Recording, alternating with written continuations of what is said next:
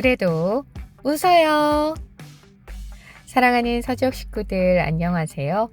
2025년 6월 29일 믿음의 기초를 든든히 세우는 서지역 소식지입니다. 어느새 7월에 들어서고 또 무더위가 시작되어서 고생하시는 분들 많이 계시죠.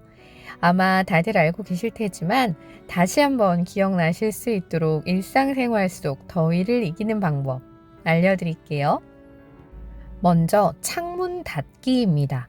밖의 온도가 실내보다 높을 경우 창문을 열어두면 열기가 안으로 들어오기 때문에 한낮에는 창문을 닫아두시고요. 이른 아침과 해가 진 밤에는 창문을 열어두고 그 앞에 젖은 수건을 두면 실내 공기가 시원해지는 효과가 있다고 합니다. 다음은 옷에 관련된 건데요. 더운 날씨에는 노출이 있는 옷보다는 헐렁하고 밝은 색의 통풍이 잘 되는 옷을 입는 것이 수분 증발이 잘 되어서 더위를 이겨내는 데 도움이 된다고 합니다. 그리고 너무나 잘 알고 계시는 물 자주 마시기입니다. 사람이 갈증을 느낄 때는 이미 가벼운 탈수 상태라고 해요.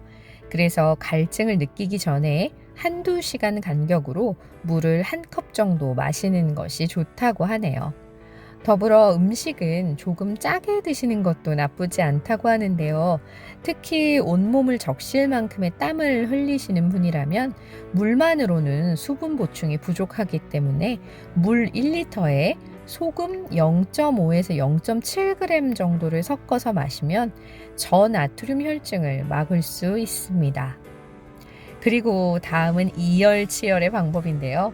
매일 한두 시간 이상 장시간의 저강도 운동은 열대야를 이기는 데 가장 확실한 방법으로 운동으로 근육에 피로 물질을 쌓아두면 밤에 잠이 더 잘 오기 때문에 숙면할 수 있습니다. 마지막으로 열대야가 지속될 경우 잠을 설치기 쉽상이죠. 그러면 다음날 피로에 시달리게 되고 체력도 떨어지는데요. 자기 30분 전에 미지근한 물로 샤워를 하면 체온을 낮추어 숙면에 도움이 된다고 합니다. 일상생활 속 더위를 이기는 방법에 대해 알아보았는데요. 어떠신가요? 이 방법들 외에 제가 알고 있는 확실한 방법이 하나 있는데 알려드릴까요? 바로 자기 전에 말씀 읽기입니다. 아마 정말 꿀잠 주무실 수 있을 것 같은데요. 우리 서지역 식구들 모두 무더위 잘 이겨내고 건강한 여름 나실 수 있기를 기도합니다. 이번 주 성경 암송 구절입니다. 모든 지킬 만한 것 중에 더욱 내 마음을 지키라. 생명의 근원이 이에서 남이니라. 잠언 4장 23절 말씀. 아멘. 그럼 이번 주 소식지를 한번 살펴볼게요. 먼저 서지역 소식지의 발전 역사를 돌아보며 라는 제목으로 김명환 장로님께서 글을 남겨주셨습니다. 제목만으로도 엄청 기대가 되는데요. 한번 읽어볼게요. 지난 주일 2부 예배 후 식당에서 임규동 집사님께서 소식지 원고 차례라고 하여 펜을 들게 되었습니다.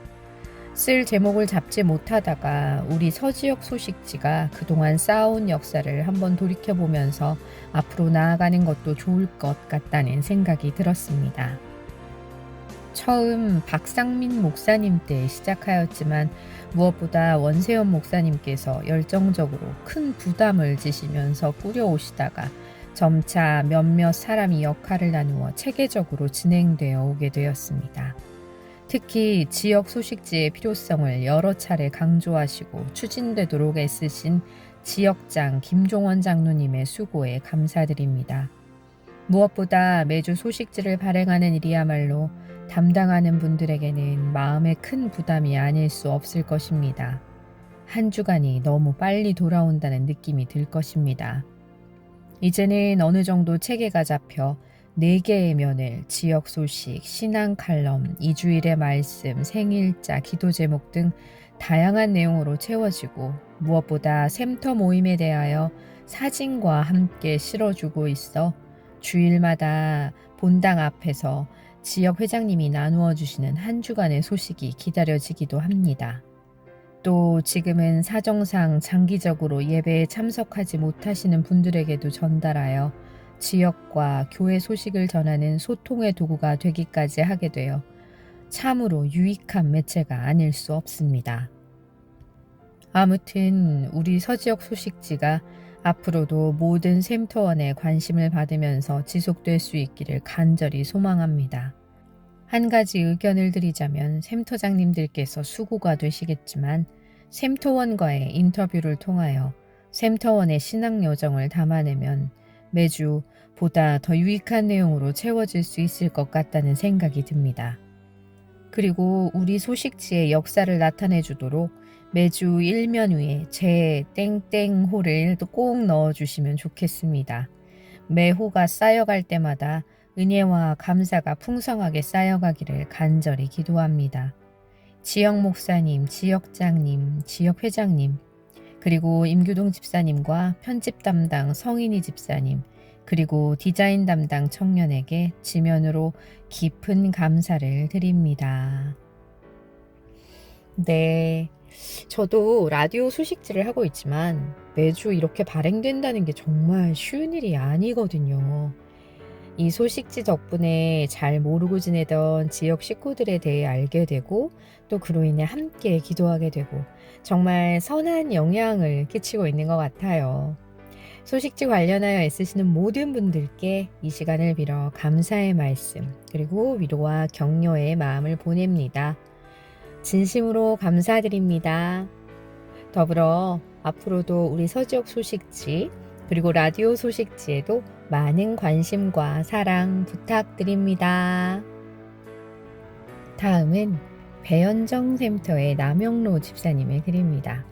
하나님의 사랑을 느낀 순간이라는 제목의 글인데요. 언제 그 사랑을 느끼셨는지 한번 읽어보겠습니다. 얼마 전 둘째 다빈이의 탈장 수술이 있었습니다. 간단한 수술이라고 많이 하는 수술이라고 해도 7살 아이의 전신 마취 수술은 엄마인 제게 긴장되고 두려운 일이었습니다. 그렇게 수술 일정을 교회 몇 분들에게 알리게 되고 기도 부탁을 하였습니다. 수술날이 되고 수술 과정과 회복을 위해 목사님, 샘터장님들, 유치부, 가족들, 또 소식을 알고 계신 많은 분들이 걱정해 주시고 기도해 주셨습니다. 그 기도 덕분에 다빈이가 수술을 잘 견디고 회복 중에 있습니다. 저는 이번 일을 통해 공동체 안에서 나누는 사랑이 얼마나 강력한 하나님의 도구인지 깨달았습니다. 공동체를 통한 하나님의 돌보심이 너무도 분명히 느껴졌습니다. 하나님께서 공동체 안에서 살아 역사하시며 최근 지치고 힘들었던 연약한 저를 다시 일으켜 세워주셨다는 것을 느꼈습니다. 앞으로 저도 누군가의 지친 삶에 조용히 스며드는 사랑의 통로가 되고 싶습니다. 기도해 주시고 걱정해 주신 모든 분들 감사합니다. 네, 안 그래도 샘터장 단톡방에 기도 제목이 올라와서 함께 기도했었는데요. 수술 후 주일 내에 다빈이를 잠깐 봤는데 표정이 좋더라고요. 다빈아 괜찮아? 라고 물었더니 고개를 끄덕끄덕 하더라고요. 모든 부모님들의 마음이 그렇죠. 아이가 아프면 차라리 내가 아픈 게 낫지 하는 마음이요. 아무튼 보배롭고 존귀한 하나님의 자녀 다빈이 앞으로 아프지 말고 건강하게 주님의 기쁨으로 자라고 다빈이를 통해 하나님이 영광 받으시길 그리고 우리 집사님과 그 가정이 정말 주님의 기쁨이 되시기를 기도합니다. 서지역 소식입니다. 이번 주 소개된 목장은 박비록 권사님의 목장입니다. 김명숙 샘터, 양정자 샘터, 김옥희 샘터, 이선경 샘터, 유흥숙 샘터 이렇게 5개의 샘터로 이루어져 있습니다. 우리 목자장님은요. 말씀과 기도, 기독교 신앙에서 중요한 2가지 요소를 실천하시는 분이시고요.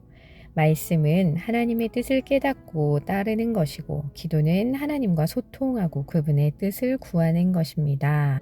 라고 말씀하시면서 샘토원을 위해 말씀과 기도 균형의 중요성을 믿으며 이 둘의 균형을 통해 하나님과 더욱 가까워지고 풍성한 신앙생활을 누릴 수 있도록 인도해 주시는 그런 목장입니다. 박필옥 권사님 목장, 앞으로도 사랑과 은혜가 넘쳐나시기를 소망합니다. 다음은 기도 제목입니다. 주명숙 권사님의 남편이신 이상규 집사님 병원 신방을 다녀왔습니다. 집사님께서는 함께 기도해 주셔서 얼굴도 많이 건강해 보이셨고 몸도 많이 회복되어진 상태에 계십니다. 계속 재활 중에 있으니 속히 회복되어질 수 있도록 많은 기도 부탁드립니다. 광고입니다. 2025년 전교인 수련회가 쉼 그리고 재충전이라는 주제로 8월 14일 목요일부터 15일 토요일까지 강원도 태백 오투 리조트에서 진행이 됩니다. 7월 6일부터 29일까지 등록 기간이고요. 등록비는 성인 8만원, 청년 및 청소년은 4만원, 그리고 미취학 아동은 무료로 참여하실 수 있습니다. 등록 방법은요. 7월 6일부터 비치된 신청서를 작성하신 후에 지역 목사님 또는 지역 회장님께 제출하여 주시면 됩니다. 오늘의 마지막은 에이든 윌슨 토저의 저서 믿음이라는 책의 한 부분을 읽어드리고 마치려고 합니다. 우리가 그리스도인의 삶을 살 때 빠지기 쉬운 함정 중 하나는 모든 그리스도인이 똑같아야 한다는 것이다.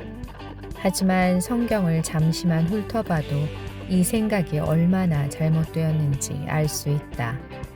모든 사람이 똑같은 것은 하나님이 의도하신 바가 아니다.